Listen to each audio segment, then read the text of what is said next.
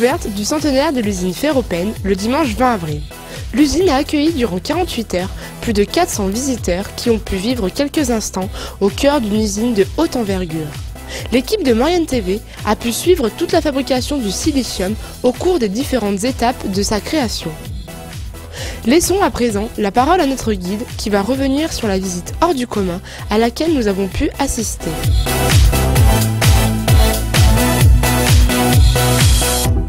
Alors nous avons reçu nos invités bien sûr avec une petite exposition retraçant toute l'histoire de l'usine depuis ses débuts, sa création, toute son évolution jusqu'à aujourd'hui avec tous les investissements qui ont été faits, l'avancée technologique, la puissance toujours grandissante. Suite à la sortie de cette petite exposition, donc nous avons équipé nos visiteurs, équipement indispensable puisqu'il y a beaucoup de dangers sur le site, donc il faut être équipé en conséquence avec un casque, des lunettes, une blouse, des gants, des protections auditives. Ensuite, nous avons poursuivi notre parcours jusqu'au déchargement, au stockage des matières premières. Les matières premières composées essentiellement de quartz, de bois et de houille. Ensuite, nous sommes partis au cœur, si je puis dire, de l'usine, au plus près du feu, des flammes, pour vraiment imprégner nos visiteurs sur le contexte un peu hors du commun de notre activité.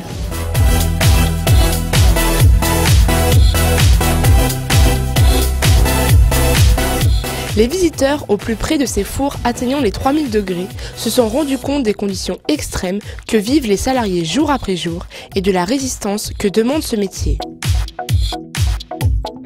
C'est extraordinaire de voir ça. C'est une chose que j'avais jamais vue. J'ai vu en passant au bord de la route, je m'étais toujours demandé. Et là, je comprends quand même, enfin, il doit être assez dur pour les ouvriers. C'est le four. C'est cette grosse chaleur, c'est ces éclats de métal à infusion qui m'impressionnent vraiment. Et puis la modernité quand même de cette usine, parce que quand on passe au bord de la route, on dit c'est une vieille usine, c'est un tas de ferraille. Et puis quand on a fait tout le tour, on trouve qu'elle n'est pas si vieille que ça. Elle est vieille au niveau structure, mais après au niveau matériel, tout, c'est quand même une chose extraordinaire.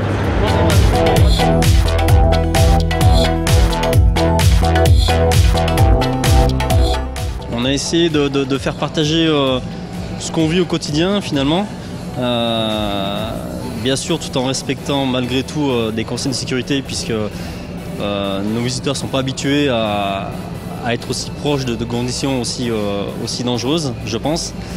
Donc on a visité plusieurs stands expliquant le travail des gens à tous les niveaux, hein, que ce soit la coulée, la recoulée, le chargeur.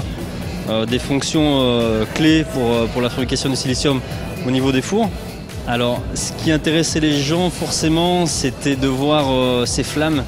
Donc, quelle température, pas forcément des questions techniques sur les puissances qui sont peut-être pas assez parlantes, mais c'est vraiment le côté chaleur et température qui intriguait beaucoup les gens, je pense.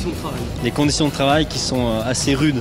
Donc ensuite, après avoir quitté le stand des fours, auquel on est passé par plusieurs niveaux, on a vu donc la coulée, le chargement, le poste de pilotage des fours, qui est toujours assez impressionnante puisqu'il est bien.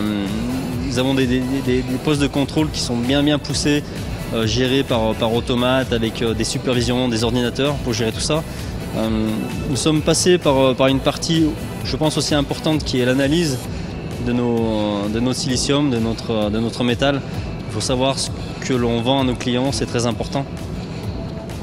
Donc suite à ça, nous sommes passés dans l'atelier de conditionnement qui permet le traitement du silicium, pouvoir le rendre, on va dire, vendable. Nos clients ont besoin de silicium de telle ou telle granulométrie et il est important de faire ça bien. Donc on est passé par cet atelier qui permet cette transformation du produit semi-fini. Donc suite à ce passage, on a fait un petit détour par l'atelier maintenance. On a pu faire un petit rapprochement sur notamment une chargeuse de four une machine toujours impressionnante qui permet le chargement de nos fours. Donc les gens ont pu se rendre compte du gabarit de la machine. Quelquefois, les personnes sont montées à l'intérieur de la machine pour vraiment se rendre compte de l'ambiance de travail qui y règne. Une fois à l'intérieur de ces machines, les visiteurs ont pu se rendre compte qu'il n'était pas toujours évident de conduire de tels véhicules. C'est pas évident de travailler là-dessus parce qu'on ne voit rien, c'est sommaire, c'est pas terrible et je me demande comment on peut reculer et se voir avec ça. Ça doit pas être évident à faire quand même. Il faut sûrement une bonne habitude hein, parce que là, c'est quand même un peu rudimentaire.